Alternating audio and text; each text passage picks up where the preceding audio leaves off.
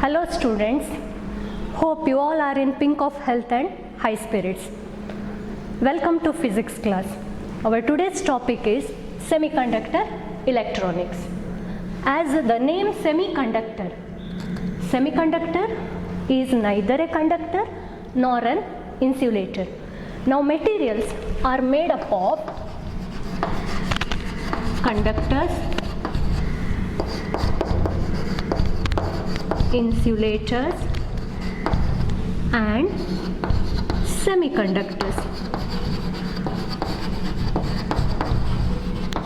I have told semiconductors are neither conductors nor insulators. Now the basic difference in the language of electronics lies in the property called conductivity. Now what is this conductivity?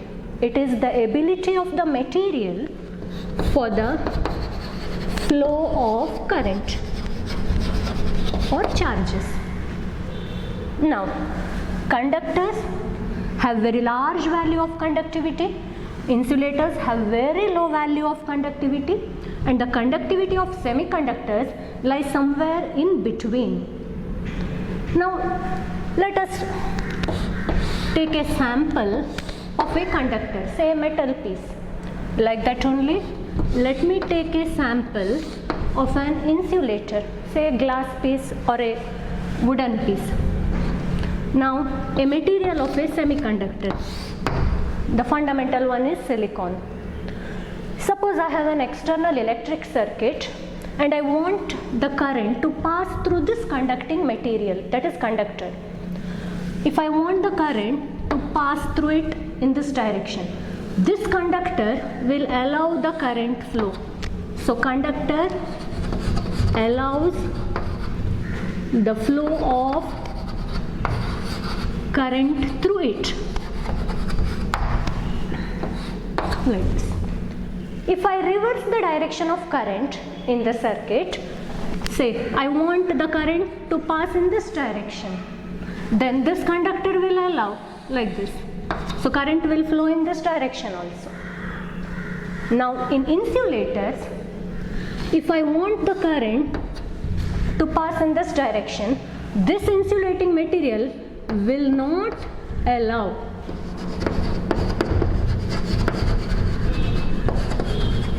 the flow of current through it. Either in this direction, or if I want the current to pass in this direction, then also it will not allow the flow of current through it. Now let me come to semiconducting material. Now in semiconducting material, say pure semiconductor, that is silicon, at very low temperature, say at 0 Kelvin, which is very low temperature, it will not allow the current to flow through it.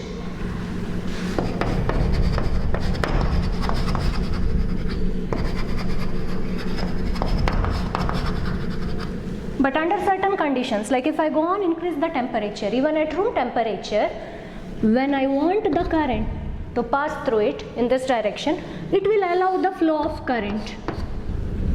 So at higher temperature, so even at room temperature, say around 300 Kelvin, current flows.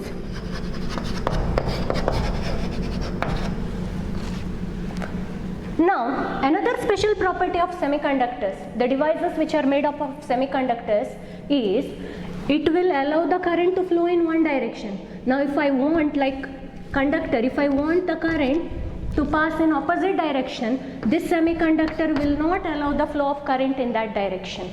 Because of this special property, one-way flow of current, we have so many semiconductor devices in our products which we are using in our day-to-day life. Wide application is there.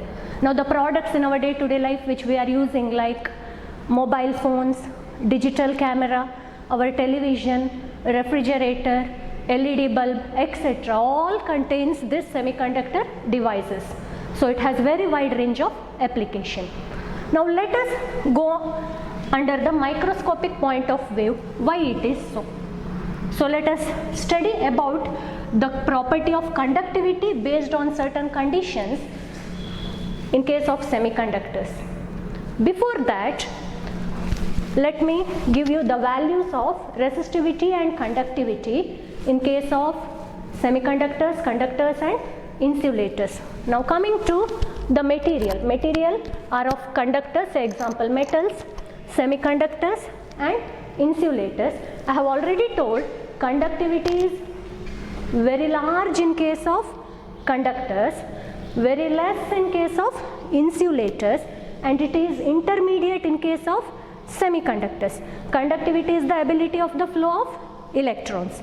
Resistivity is the resistance offered for the flow of electrons. So in which case conductivity is more, resistivity will be less. So let us know the values of it. Students, you can take down these values. You can have a paper and pen with you. Note down, students. Conductors. Its resistivity lies in the range 10 to the power minus 2 ohm meter to 10 to the power minus 8 ohm meter. Semiconductors 10 to the power minus 5 ohm meter to 10 to the power 6 ohm meter. Insulators 10 to the power 11 ohm meter to 10 to the power 19 ohm meter. Now you can see here the resistivity, the resistance offered for the flow of current. The resistivity is very high in case of insulators, 11 and 19, see the power here, and it is very low in case of conductors, minus 2 to minus 8, and the semiconductor values lie somewhere in between of conductors and insulators. Now the conductivity is nothing but the reciprocal of resistivity.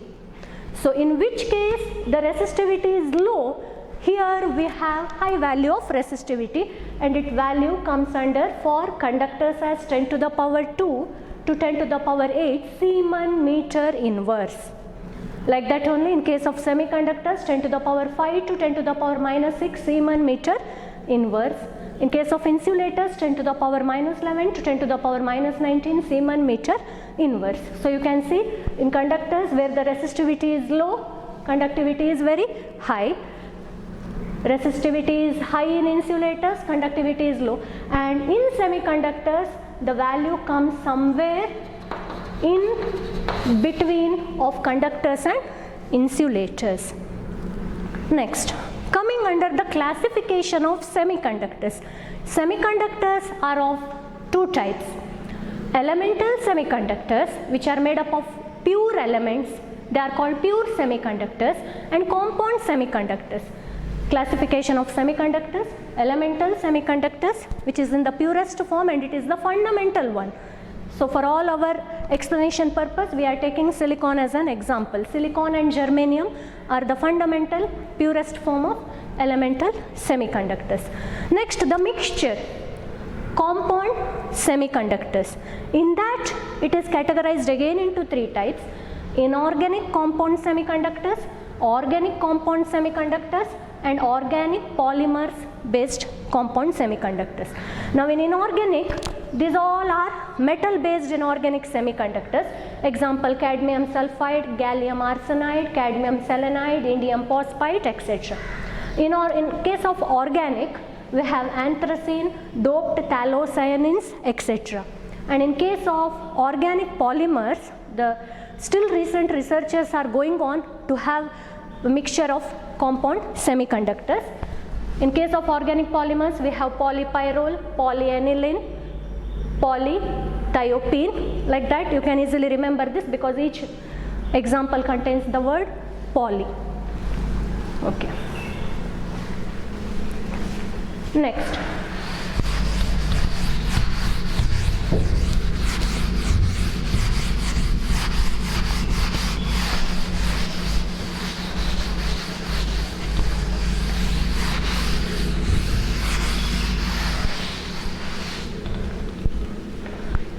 Let me take the example of elemental semiconductor, say silicon. Its atomic number is 14. Now when I have a single atom of a silicon semiconductor, single atom I can represent it as, there is positively charged nucleus with 14 protons in it, and electrons are revolving round this nucleus according to Bohr's atom model. We know that electrons are revolving around certain stationary orbit, and energy of the electron depends on the orbit in which it is revolving. Now let me take this as first orbit, first energy n equal to 1. Let me take this as higher energy n equal to 2 and n equal to 3. These are called shells or orbitals. Now according to the distribution of electrons, now we have 14 electrons. How these 14 electrons are distributed in this orbitals? Now in the innermost orbit we have only 2 electrons. Next orbit it has the capacity, under stable condition it has capacity of taking 8 electrons. So here, since the number is 14, I can easily draw here 8 electrons. Now 2 in the innermost, in the next orbit it is 8, 2 plus 8, 10, still 4 are remaining, and these 4 will be occupying the next orbit. Now the actual capacity of the orbit is 8 electrons, the actual capacity for under stable condition, but here there are only 4 electrons. So again, under stable condition it must have 8 electrons, and these 4 electrons which are there in the outermost orbit, these electrons are called as valence electrons. Now we have the example of elemental semiconductors like silicon and germanium. Let me take energy along which is represented in electron volt along y-axis, and let me take one reference level in x-axis. Now the electron which is revolving around this orbit, it has energy, specific energy. In this orbit there are 2 electrons, both of this electron will have the same energy. Let me represent that energy value somewhere here in the graph. Now if I draw a straight line, horizontal line parallel to x-axis, then this height represents the energy value of that electron. As the orbit number increases, or as we go to higher orbit, the energy goes on increases. Now if I want to represent the energy of this electron, or the electrons, all the 4 electrons which are revolving in the outermost orbit, its value will be higher compared to this. I have to draw a straight line at the higher level. So this line represents the energy, and it is called energy level line of one particular electron in the orbit. Now in case of single atom, all these 4 electrons will have almost the same energy, since they are orbiting in the same, revolving in the same orbit. But when I speak about crystal, what happens in crystal?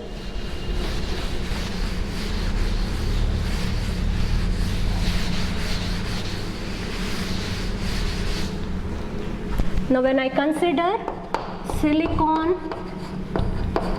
crystal, here many atoms are together.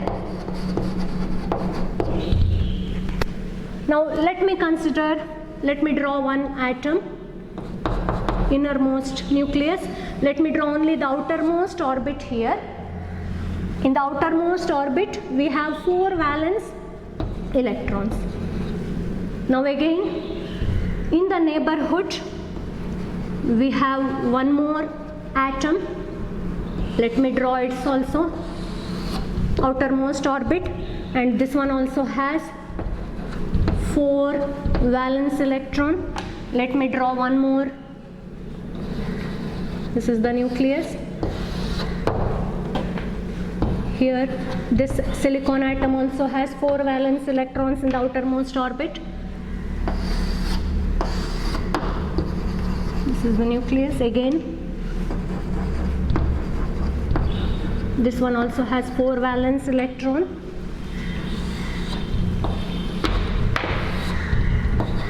The nucleus.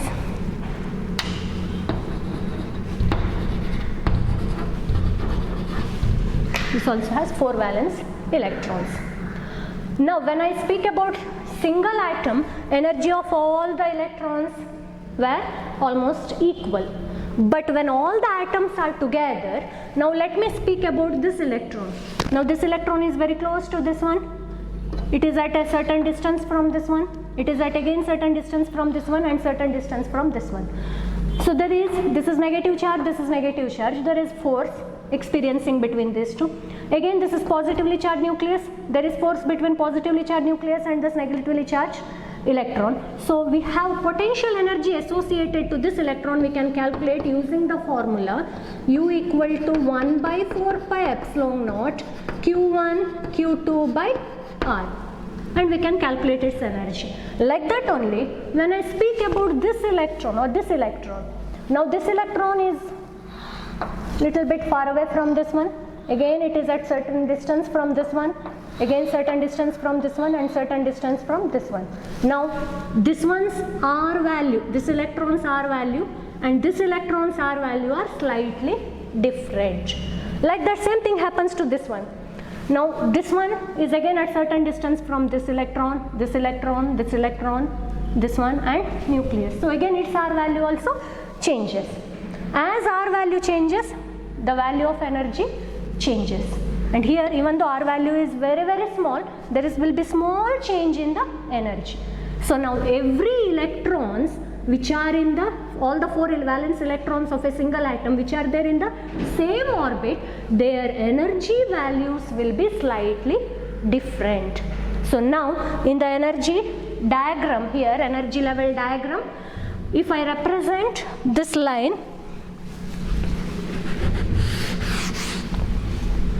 earlier in case of single atom all the 4 electrons were having same energy, so this one line was sufficient and that is called energy level. Now suppose if this electron's energy value is this one, this electron's energy value will be slightly less than that one, so I have to draw a line very close to it. Then the third one, second one, third one, fourth one, all the 4 lines I have to draw very near to each other. Earlier there was only one single line, now I have got all the 4 lines which are very close to each other. Now all these 4 lines which are close to each other forms a band. No more we call it as a line, but it looks like a band, and this band is formed by the 4 electrons in the outermost orbital, and these electrons which were there in the outermost orbital were called valence electrons, and this energy band which was produced due to valence electron is called as valence band. So like this we have band theory, how bands are produced from energy level in case of single isolated atom, and in case of multiple atoms together, in case of crystal we have band.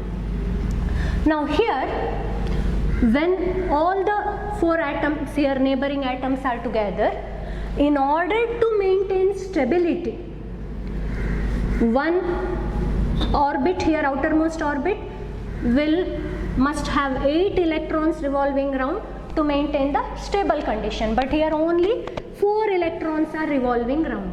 So what happens, this atom will give the permission to each one of its electron to go to the neighboring atom, and when this electron goes to the neighboring atom, what this electron will do, it will create a friendship with one electron of its neighboring atom. So a good friendship bond is created with the neighboring electrons. Each one electron will create a good friendship between this, and that friendship bond is called as covalent bond. A very good friendship, very big nice bonding will be created such that an agreement will take place. Now this electron will tell to this electron that after completing my one round I will go to your orbit. When I am completing one round in your orbit, you come to my orbit. So exchange will take place. This electron will complete one round and go like this. Then this electron will come here. Like that only this electron also will come here. This one also will come here. So all the 8, 1, 2, 3, 4, 5, 6, 7, 8. 8 electrons are orbiting around to attain the stable condition. And same thing happens to all the atoms. So a teamwork is generated here. All these electrons do the work like a team, and the work assigned is continuously revolving around the nucleus in that orbit. A good teamwork. Now, when all these are all together in a team, a good friendship is created and all have assigned the duty. They are doing their duty nicely, whatever it is assigned to them. Now, if something happens, some attack occurs to any one of the member in the team, when you are in the team, some attack occurs on you. What happens? Since in that team other members are good friends of you, they will save you from that attack and you will be safe there. So here, suppose if a mild electric field is applied to this system, an external electric field if I am applying, now this electron is a charge.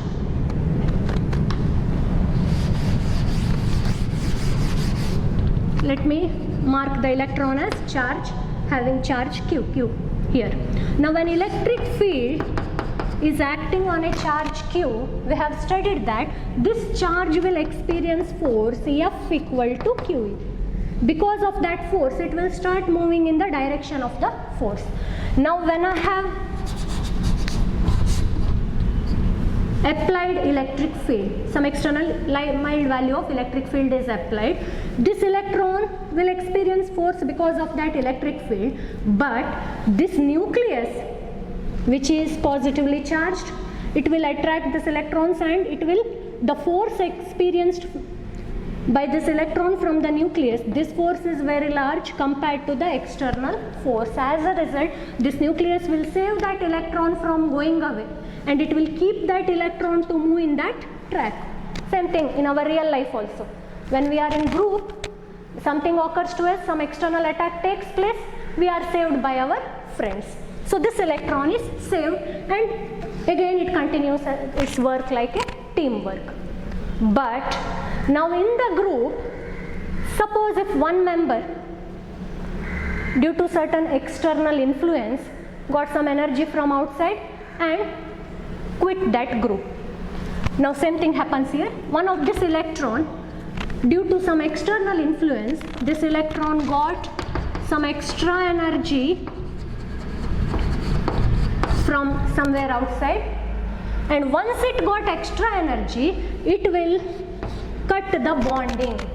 It will forget the friendship, the commitment, and gaining that extra energy, instead of revolving around in this orbit, it will gain that extra energy and finally it will come out.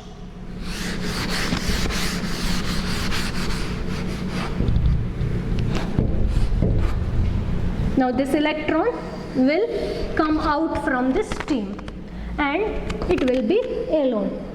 Now this electron which came out from this will have little bit more energy compared to the electrons which are revolving around in this orbit. This orbiting electron's energy will be less compared to this electron which came out, because it came out by gaining energy from certain external influence and it became free. So it is called as free electron.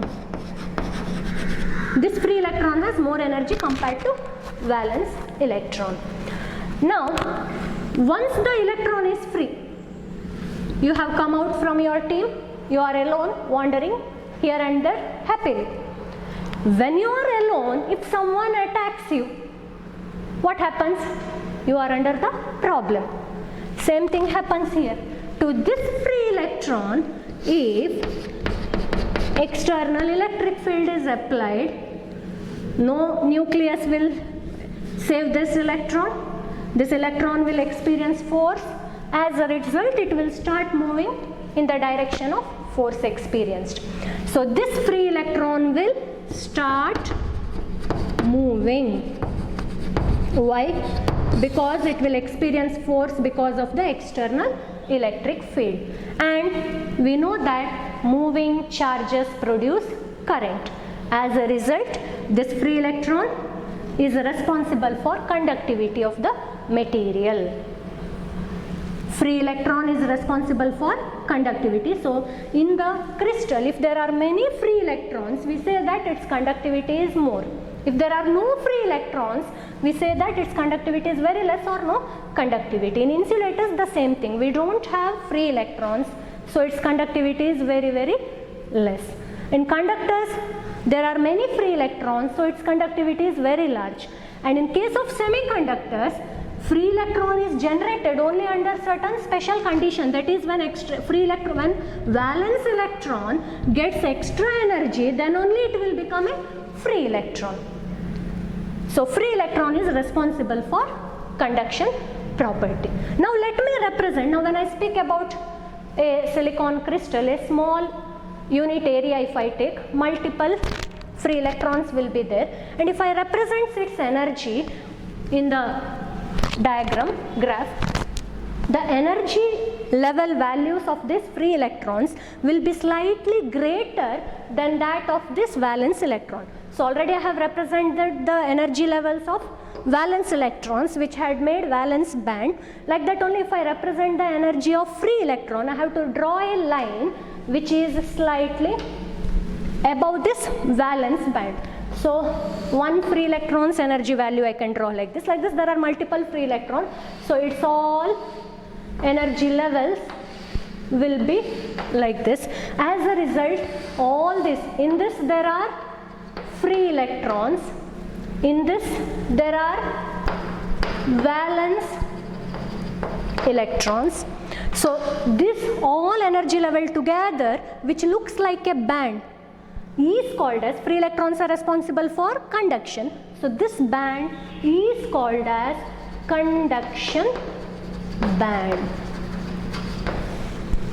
So we can explain the property of conductors, insulators and semiconductors based on the conduction band, valence band, and a gap between this conduction band and valence band, forbidden band, or it is called as energy gap.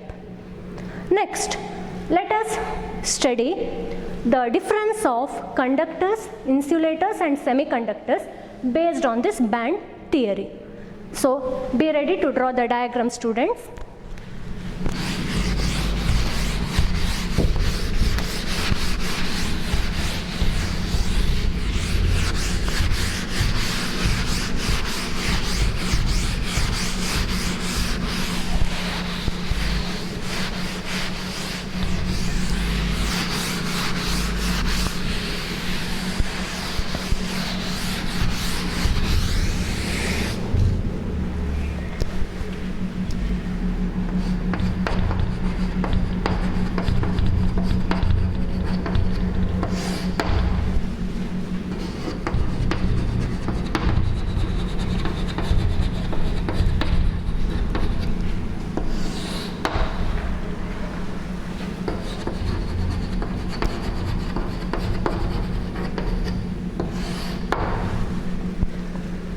Now, in insulators, I can draw the valence band and conduction band. Here, dear students, draw it along with me. Now here, the lowermost band, this band is nothing but it is called as valence band. The higher band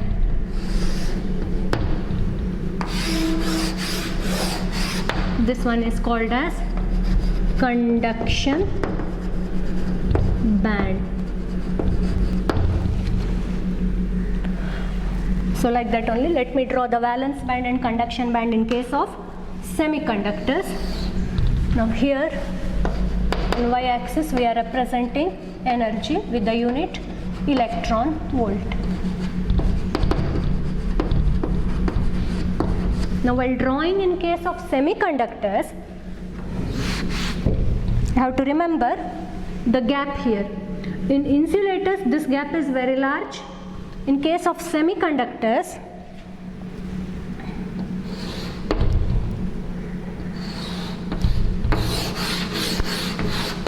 this is valence band.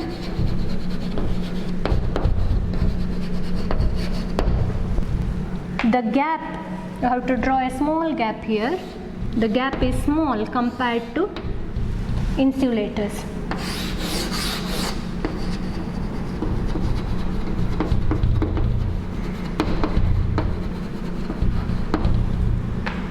You can see clearly this gap is little bit large. Here it is small. In case of conductors, you are not supposed to draw the gap.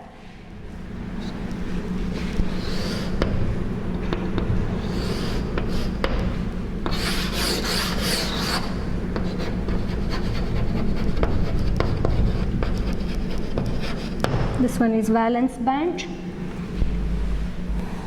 There is no gap. Conduction band and valence band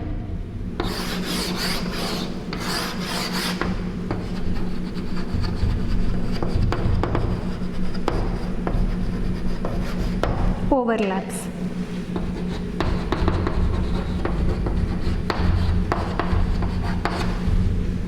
Now this is the basic difference.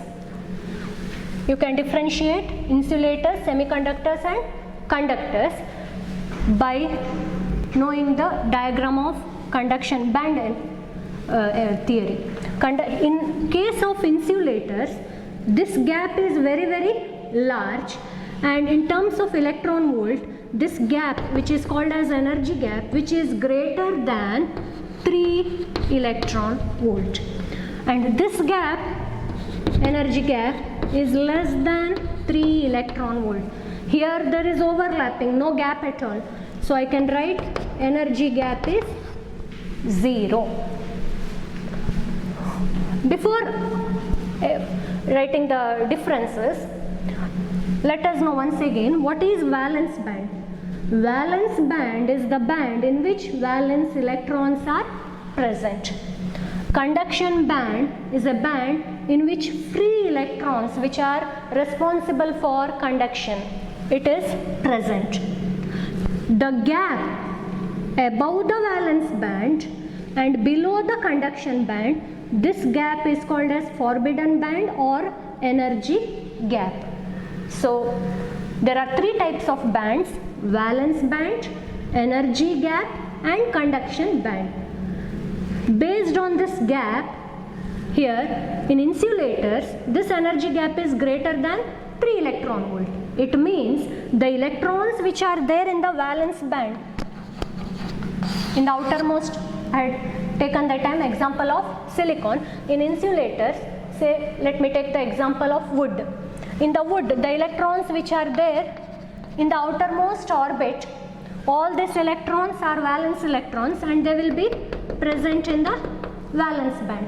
Now if this electron has to become free electron, if this has to become a free electron, it should get energy from outside. Once it gains energy, then only it can go out and it become a free electron. Now the energy required by this electron in case of insulator should be greater than 3 electron volt. Now in case of an insulating sample, say a wooden piece, now when you apply energy, say heat energy, when you heat that wooden piece, if I have a small sample, if I heat it, the heat is evenly distributed in that area, unit area. Now in one unit area there are very many electrons, 10 to the power 28 to 30 electrons will be there, and all these electrons will take that energy. Energy is distributed among them. Now however large value of heat you are applying, the energy gained by each electron will not increase 3 electron volt. You heat the wood sample such that You go on increasing the heat, its temperature increases, and finally it gets completely burnt. There is no more that material.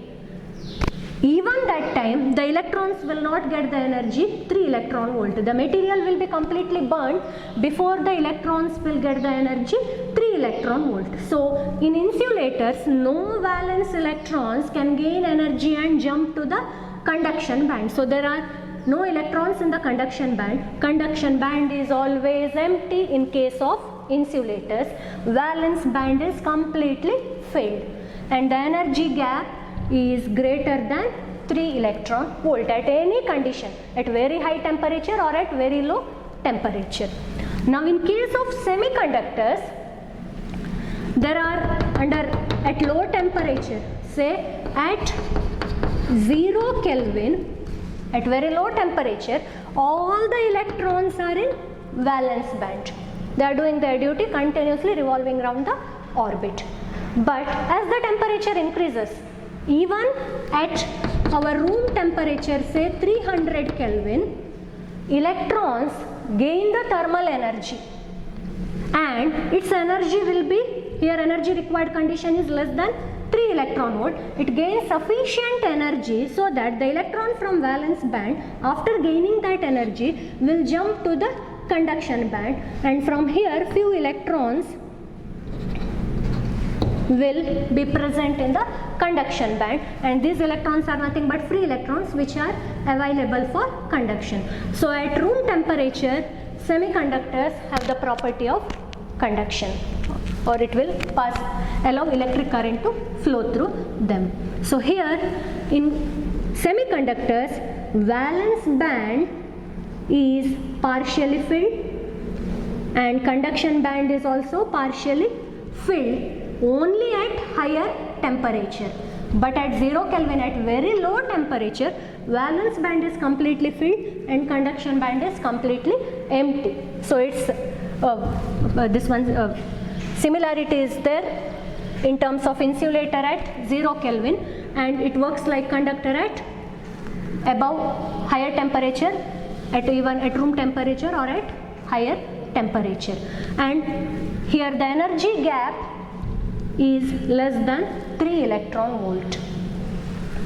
In case of conductors, valence band and conduction band overlap. So the electrons which are there in the valence band, they belong to the conduction band also. It means the energy of the valence band electrons is equal to the energy of free electrons.